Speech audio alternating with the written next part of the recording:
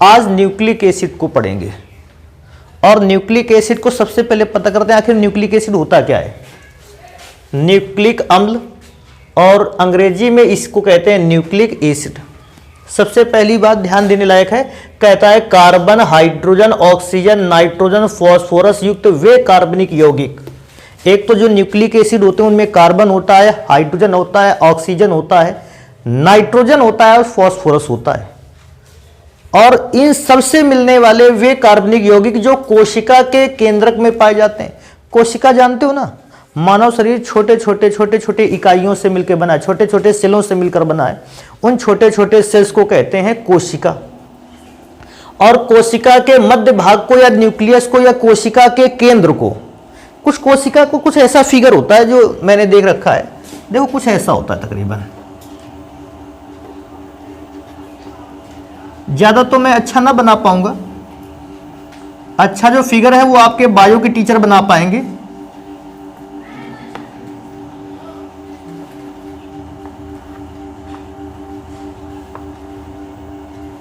ये कोशिका कुछ इस प्रकार की होती है, इसके बगल में कोशिकाएं, यहां सब जगह कोशिकाएं लगी रहती हैं। और कुछ कोशिका का एक मिडिल भाग होता है, मध्य भाग, उस मध्य भाग को कहते हैं केंद्रक। केंद्रक को अंग्रेजी में कहते हैं न्यूक्लियस। इसको ध्यान रखना है इस बात को। तो कहता है कोशिका के केंद्रक में पाए जाते हैं ये केमिकल्स, अर्थात जो न्यूक्लिक एसिड होते हैं वो केंद्रक के न्यूक्लियस में होते, सॉरी सेल के न्यूक्लियस में होते हैं। अच्छा, इसलिए भी इनका नाम न्यूक्लिक एसिड पड़ा। कहता है कहां पाए जाते हैं, अधिकांश जो न्यूक्लिक एसिड होते हैं वो केंद्रक में। केंद्रक को अंग्रेजी में कहते हैं न्यूक्लियस, और न्यूक्लियस में पाए जाने वाले अम्लों को आप क्या कहते हो, न्यूक्लिक एसिड। आगे और मैंने लिखा है, कहता है न्यूक्लिक अम्ल कहलाते हैं। कहता है ये आनुवांशिक सूचनाओं के वाहक होते हैं। आनुवांशिक सूचनाओं के वाहक का मतलब है कि आप प्रजाति दर प्रजाति आप पहचान कर सकते हो। जैसे आनुवांशिक सूचनाओं के वाहक का मतलब है किसी एक पीढ़ी से अपने गुणों को दूसरी पीढ़ी में ट्रांसफर करेंगे, किसी दूसरी पीढ़ी से तीसरी पीढ़ी में गुणों का ट्रांसफर होगा, किसी तीसरी पीढ़ी से चौथी पीढ़ी पर और गुणों का ट्रांसफर हो रहा है, वो इन्हीं न्यूक्लिक एसिड की वजह से होता है। तो इसलिए इसको कहते हैं आनुवांशिक सूचनाओं के वाहक होते हैं। आगे लिखा है, कहता है जो आपके पास न्यूक्लिक एसिड आपको पढ़ने वो कितने प्रकार के हैं, तो प्रमुख रूप से कितने प्रकार के हैं, दो। प्रमुख रूप से क्या, आपको इस इंटरमीडिएट क्लास में दो ही प्रकार के या यही दो प्रकार के आपको न्यूक्लिक एसिड पढ़ने हैं। पहला न्यूक्लिक एसिड कहलाता है डीएनए, पूरा नाम है D oxy ribose nucleic acid. ध्यान रखना, डीएनए और आरएनए दोनों के पूरे नाम पूछे जाते हैं। कहता है डीएनए का पूरा नाम क्या है, आरएनए का पूरा नाम क्या है, तो डीएनए का पूरा नाम है D oxy ribose nucleic acid. पूछा जाएगा ये कहां पाया जाता है, तो केंद्रक अर्थात न्यूक्लियस में पाया जाता है। हाँ, एक और चीज याद रखोगे, आरएनए ये भी दूसरा न्यूक्लिक एसिड है जिसका पूरा नाम है राइबोस न्यूक्लिक एसिड। ये पाया जाता है कोशिका के केंद्रक में, नहीं पाया जाता, ये पाया जाता है कोशिका द्रव्य में। कोशिका के अंदर ही एक भाग होता है कोशिका द्रव्य, उसमें पाया जाता है। हाँ, एक और चीज है, सर जी ने इसके पहले ये बात लिखा रखी थी, कह रहे थे कि सर जी जो यौगिक जो कोशिका के केंद्रक में पाए जाते हैं उनको कहते हैं न्यूक्लिक एसिड, लेकिन अभी सर जी लिखा रहे हैं कि न्यूक्लिक एसिड तो कोशिका द्रव्य में पाया जाता है। अधिकांश, ज्यादातर, अधिकतम संख्या में जो न्यूक्लिक एसिड होते हैं वो केंद्रक में ही पाए जाते हैं, इसलिए मैंने वहां पर लिखा दिया था। कुछ न्यूक्लिक एसिड ऐसे भी हैं जो केंद्रक में नहीं पाए जाते हैं, लेकिन ज्यादातर आपको न्यूक्लिक एसिड जो है वो केंद्रक में ही मिलेंगे। आगे लिखा है न्यूक्लिक एसिड का संगठन। संगठन का मतलब होता है न्यूक्लिक एसिड, अर्थात मैं न्यूक्लिक एसिड का थोड़ा सा रोकूंगा, मैं क्या बोलूंगा, डीएनए और आरएनए। भाई न्यूक्लिक एसिड एक डीएनए है और एक दूसरा न्यूक्लिक एसिड कौन सा है, आरएनए। तो कहता है डीएनए और आरएनए का संगठन। संगठन का मतलब डीएनए और आरएनए किन किन प्रकार के रासायनिक पदार्थों से मिलकर बना होता है। तो डीएनए और आरएनए 3 प्रकार के रासायनिक पदार्थों से मिलकर बना होता है। आपको याद रखना है, पहले प्रकार का रासायनिक पदार्थ क्या है, शर्करा। दूसरे प्रकार का रासायनिक यौगिक कौन है, नाइट्रोजन युक्त क्षारक। और तीसरे प्रकार का है फॉस्फेट समूह। मैं दोबारा से रिपीट कर देता हूं, डीएनए और आरएनए प्रमुख रूप से कितने भागों से मिलकर बने होते हैं, 3 भागों से मिलकर बने होते हैं। अर्थात चाहे डीएनए हो चाहे आरएनए हो, उसमें से ये 3 कंपोनेंट तो पाए ही जाएंगे। कौन कौन से कंपोनेंट पाए जाएंगे? पहला शर्करा। हाँ, अब ये भी ध्यान देने वाली बात है, डीएनए में डीऑक्सीराइबोस शर्करा पाई जाती है और आरएनए में राइबोस शर्करा पाई जाती है। कभी कभी पूछता भी है, डीएनए में किस प्रकार की शर्करा पाई जाती है? डीऑक्सीराइबोस शर्करा। और आरएनए में कौन सी शर्करा पाई जाती है? राइबोस। नाम से भी आप पहचान सकते हो। डीएनए का कहेगा, देख सकते हैं आप सामने, आरएनए का कहेगा, आप देख सकते हो। ऐसा भी क्वेश्चन बनकर के आता है। दूसरा होता है नाइट्रोजन युक्त क्षारक। अब इसको ध्यान रखना है, नाइट्रोजन युक्त क्षारक भी 2 प्रकार के होते हैं। नाइट्रोजन युक्त क्षारक में सबसे पहले वे क्षारक जो पिरीडीन व्युत्पन्न होते हैं। अब पिरीडीन व्युत्पन्न का मतलब है वे क्षारक जो पिरीडीन के सूत्र से बनाए जाते हैं या पिरीडीन से प्राप्त किए जाते हैं, उन क्षारकों को कहते हैं पिरीडीन व्युत्पन्न। दूसरे प्रकार के होते हैं प्यूरीन व्युत्पन्न। वे क्षारक जो प्यूरीन नामक केमिकल से बनाकर तैयार किए जाते हैं या प्यूरीन नामक केमिकल से बनाकर लाए जाते हैं, उनको कहते हैं प्यूरीन व्युत्पन्न। आपको ज्यादा चीजें नहीं याद रखनी है। पिरीडीन व्युत्पन्न क्षार कौन कौन से हैं? तो पहला है यूरेशिल। आप शॉर्ट फॉर्म में यूरेशिल को काहे से लिखोगे? यू से। दूसरा होता है पिरीडीन व्युत्पन्न में से क्षारक साइटोसिन। साइटोसिन को काहे से लिखोगे? सी से। तीसरा होता है थाइमीन। आप इसको काहे से लिखोगे? टी से। इसके बाद अगर आप प्यूरीन व्युत्पन्न क्षारक में आ जाते हो तो प्यूरीन व्युत्पन्न क्षारक जो है वो केवल 2 प्रकार के होते हैं। एक होता है एडिनिन और दूसरा गुआनिन।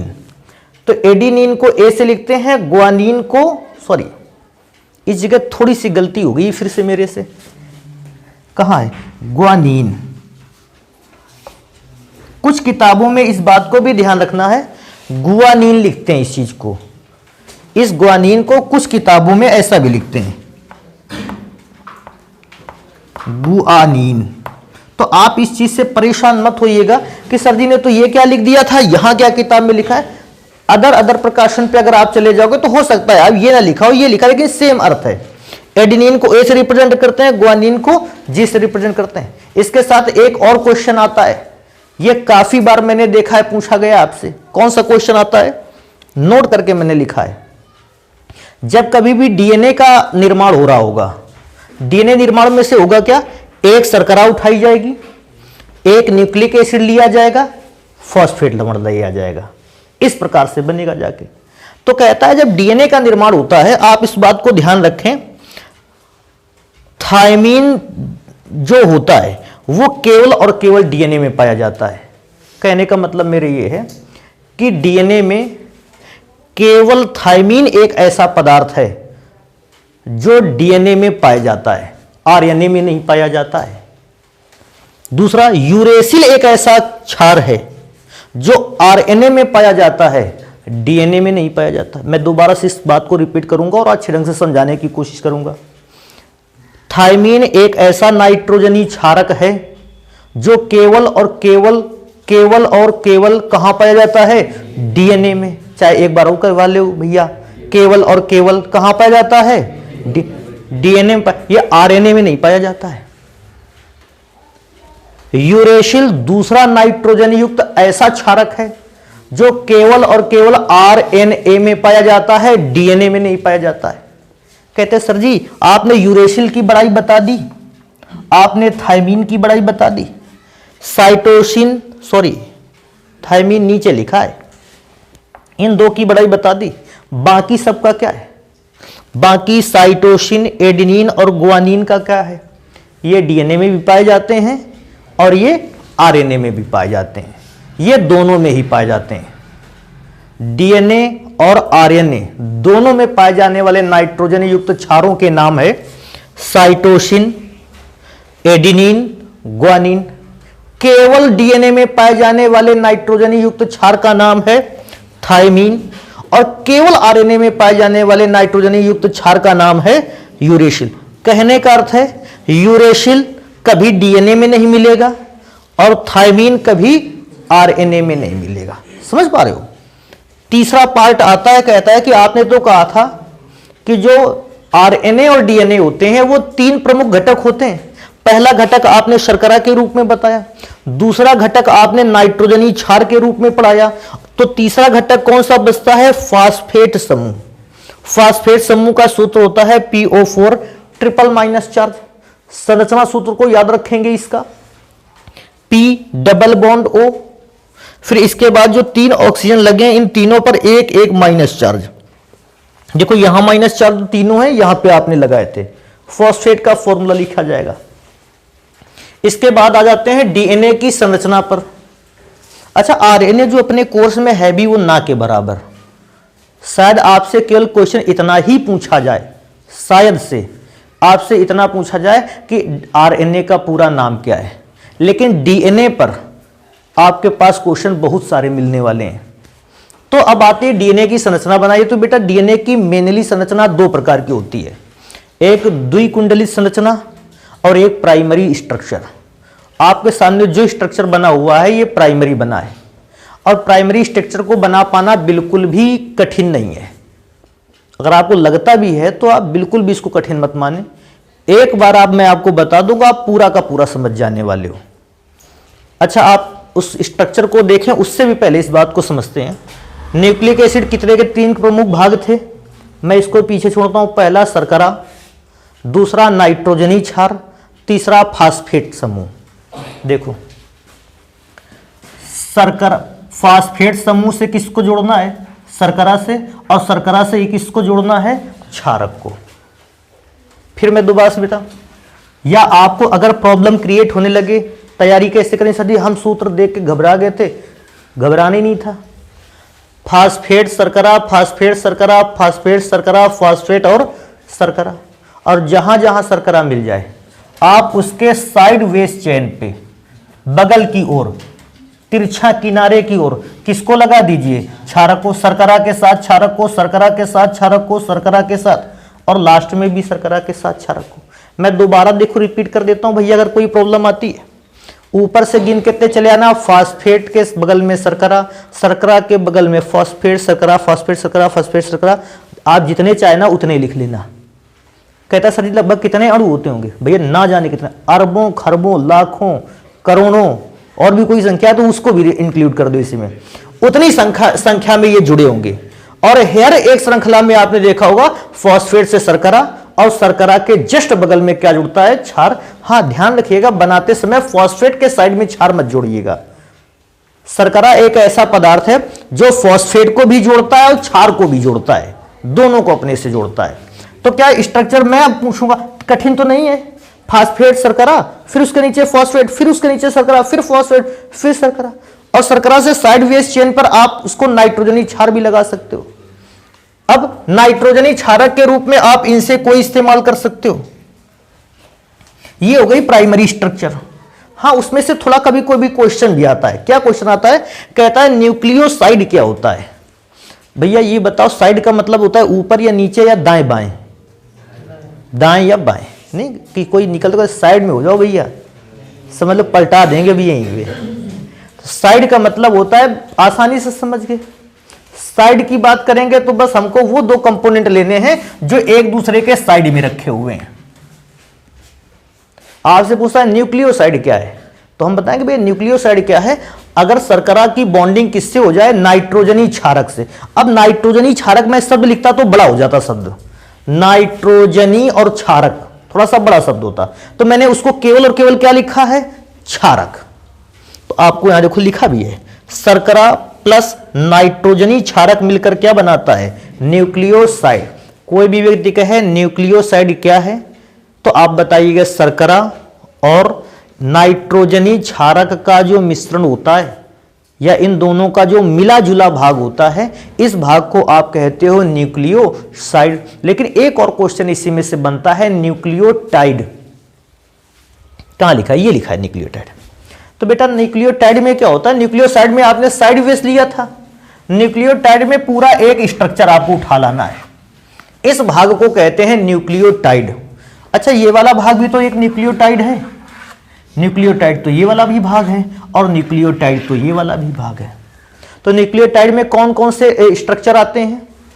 पहला आता है शर्करा, तो पहले से था, क्षारक पहले से था, उसका पूरा नाम है नाइट्रोजनी क्षारक, और साथ में क्या जोड़ दिया, फॉस्फेट, तो बन गया न्यूक्लियोटाइड। कुछ किताबों में या कुछ बच्चों के आंसर लिखने के तरीके थोड़े से अलग रहते हैं। जैसे उनसे पूछा गया न्यूक्लियोटाइड क्या है, तो बता देते हैं, कहते हैं शर्करा, नाइट्रोजनी क्षारक और फास्फेट का मिला जुला जो रूप होता है, आप उसको क्या कहते हो, न्यूक्लियोटाइड। लेकिन कुछ बच्चे इसी आंसर को थोड़ा सा अपने हिसाब से चेंज करके लिखते हैं। कैसे लिखते हैं, अच्छा बेटा जरा याद करो, इन दोनों को मिलाकर क्या बना था, शर्करा और नाइट्रोजनी क्षारक को मिला करके न्यूक्लियोसाइड। तो कुछ बच्चे ऐसे बोलते हैं कि इन दोनों के मिले हुए भाग को कहते हैं न्यूक्लियोसाइड, न्यूक्लियोसाइड। तो इन दोनों भाग को मिलाकर तो न्यूक्लियोसाइड बनता है।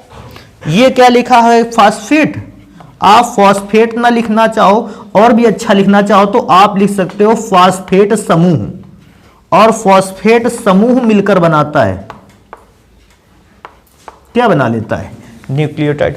तो न्यूक्लियोटाइड बता पाओगे ना किसको कहते हैं, न्यूक्लियोसाइड का है तो तुरंत देखो साइड में कौन है एक दूसरे के, तो वैसे हालांकि इस न्यूक्लियोसाइड का मतलब साइड नहीं होता है, मैं आपको याद करने का तरीका बता रहा हूं केवल। जो पता लगा कह दो न्यूक्लियोसाइड का मतलब होता है साइड में रखे हुए, ऐसा मैं आपको इसको क्या कहते हैं, जुगाड़ बता रहे हैं केवल, ठीक है, कि साइड में रखा है तो उनको केवल गिन लो। और न्यूक्लियोटाइड में पूरी एक श्रृंखला ले लेनी है। फॉस्फेट, शर्करा, क्षारक, इस भाग को कहते हैं न्यूक्लियोटाइड। समझ गए इसको। अभी क्या पढ़ते हैं कि डीएनए की आपने प्राइमरी स्ट्रक्चर पढ़ लिए, लेकिन डीएनए की एक द्विकुंडलित स्ट्रक्चर आती है जो फिगर के माध्यम से बहुत पूछा जाता है। तो एक काम करते हैं, इसको नोट करते हैं, उसको पढ़ लेते हैं।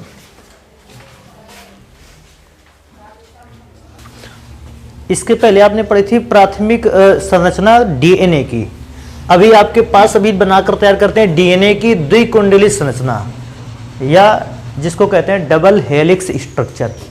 देखो बनाने का तरीका क्या है उसको ध्यान रखोगे थोड़ा सा। हालांकि इसमें से कोई मेहनत का काम रहता नहीं है, हाँ केवल इतनी मेहनत लगती है जितना मेहनत डीएनए को पढ़ने में लगता है। देखो कैसे बनाते हैं इसको।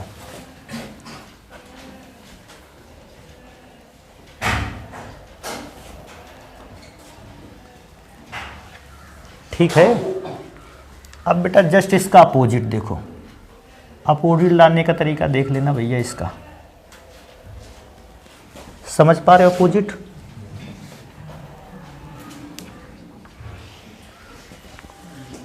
जान पाओगे कि नहीं जान पाओगे? जान जाओगे। अब थोड़ा सा इसमें से चले आते हैं, देखो ऐसे बनाते हैं। देखो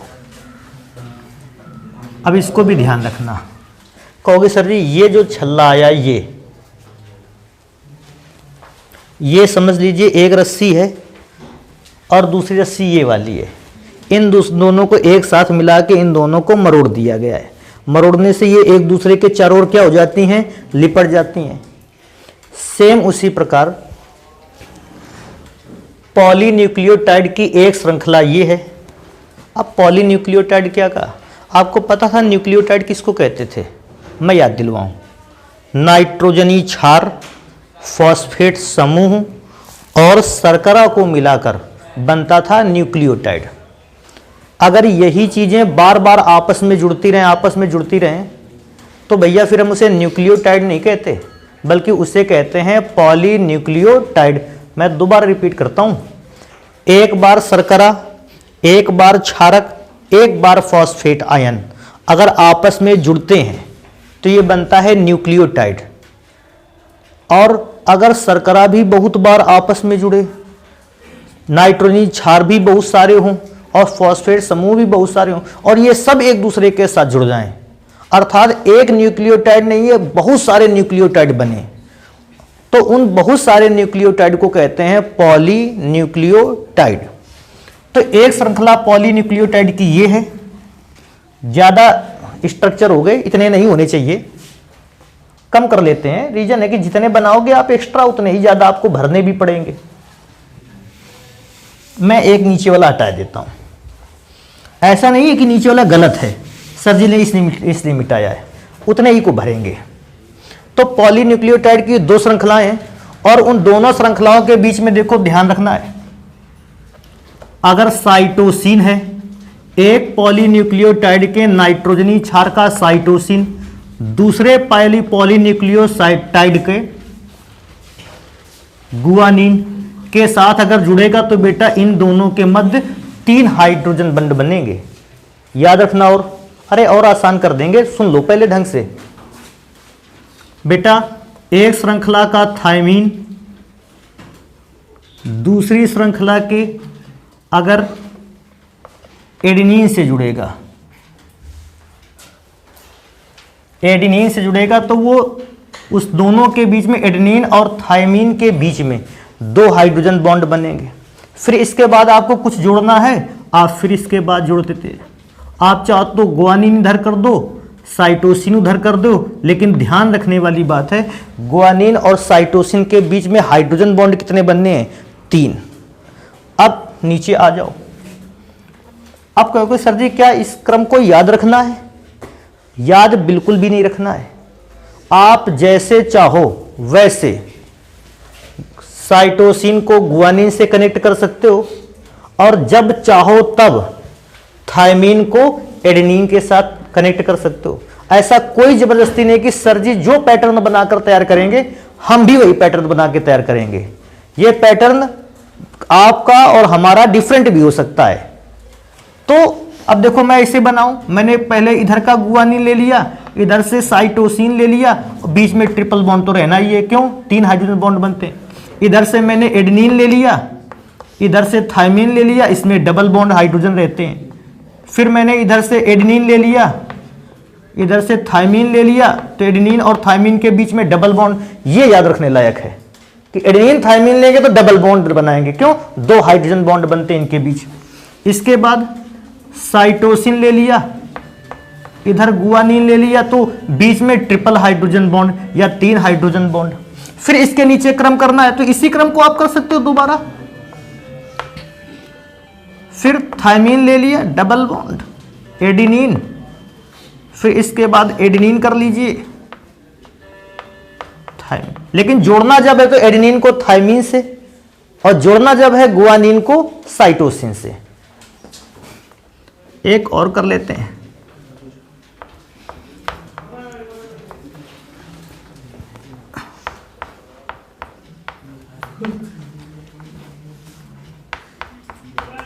देखो इस प्रकार से आप बना सकते हो। अच्छा एक चीज ये भी ध्यान रखना बउआ हो, इसको भी तैयार करो। देखो कहता सर जी आपने रैंडमली लगा दिया, जब पाए आपने गुआनिन को थायमीन से, जब आप पाए आपने गुआनिन को साइटोसिन से जोड़ा और जब आप पाए आपने एडेनिन को थायमीन से जोड़ा।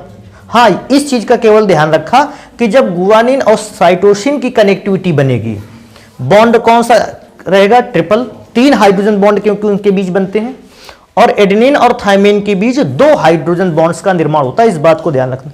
तो देखो समझो ये रैंडमली क्यों जोड़ दिए जाते हैं बेटा? ये क्रम हर व्यक्ति के डीएनए में अलग अलग होता है, ऐसा मैं मानता हूं।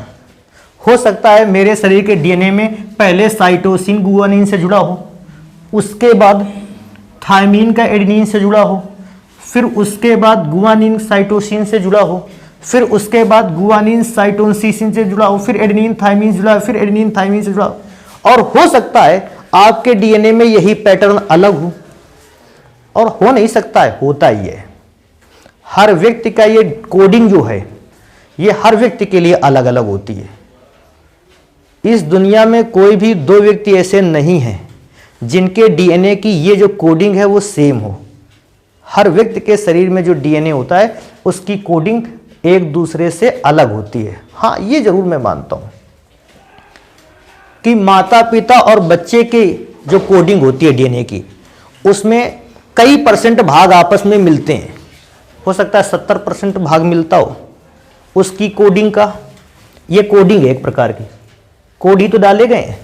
CG जैसे हमसे पूछेगा आपके ये इस डीएनए का कोड क्या है, जानते हो इस डीएनए का कोड क्या है? CG, फिर TA, कोडिंग गलत हो रही, फिर GC, फिर GC, फिर AT, फिर AT।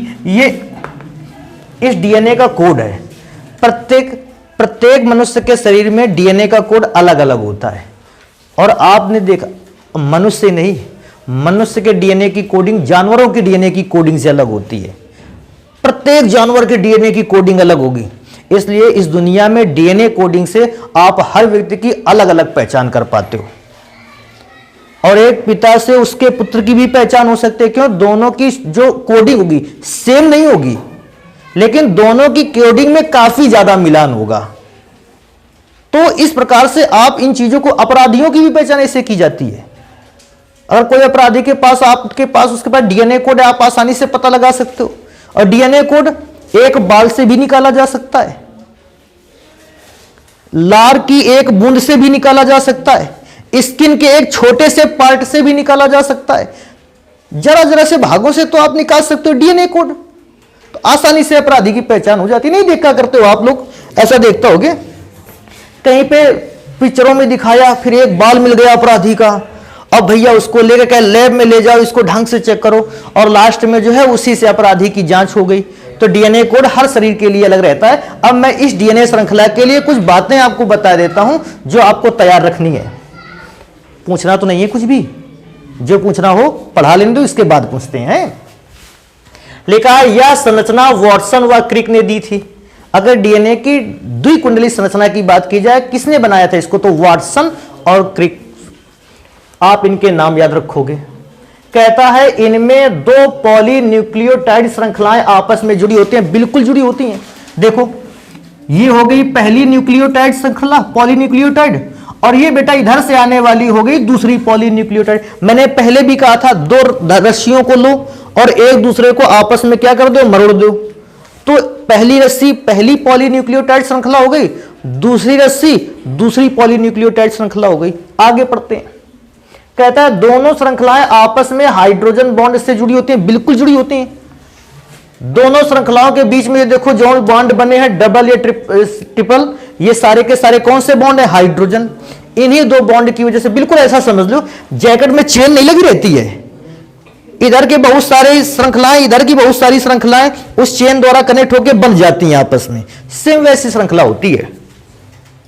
आगे कहता है साइटोसिन व गुआनिन के बीच में 3 हाइड्रोजन बॉन्ड पाए जाते हैं। यार देख लेते हैं, साइटोसिन और गुआनिन, हाँ 3 हाइड्रोजन बॉन्ड है, ये वाली भी बात सही है।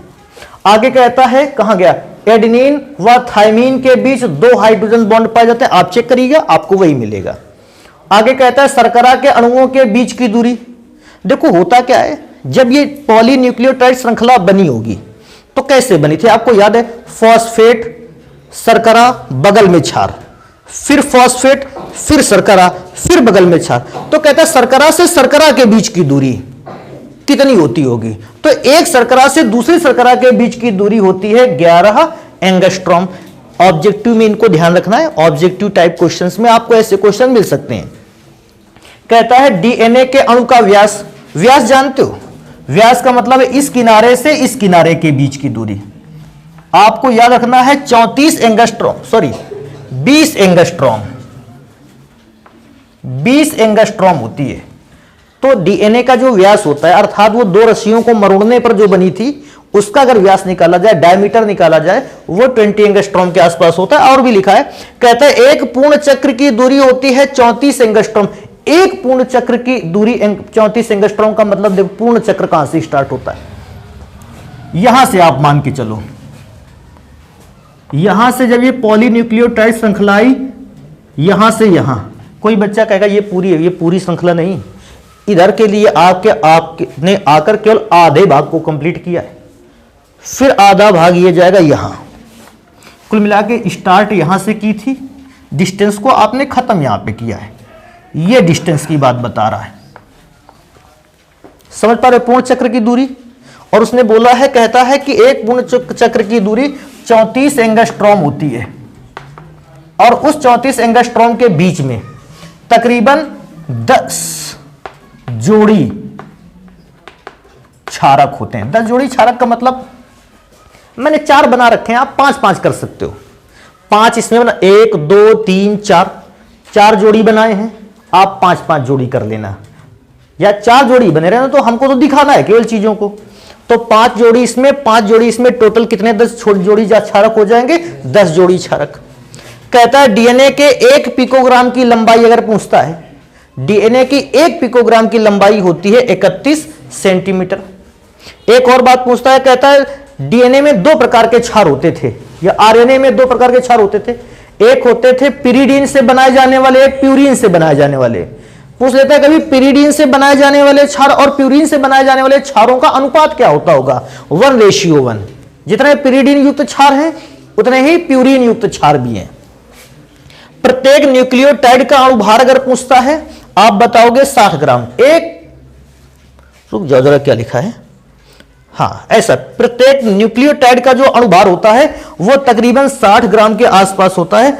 अगले नंबर पर चलते हैं, देखो कहता अंतरा अवस्था या मेटाफेज के दौरान डीएनए का रेप्लिकेशन होता है। अब यार एक ये नया शब्द आ गया, कौन सा नया शब्द आ गया, रेप्लिकेशन।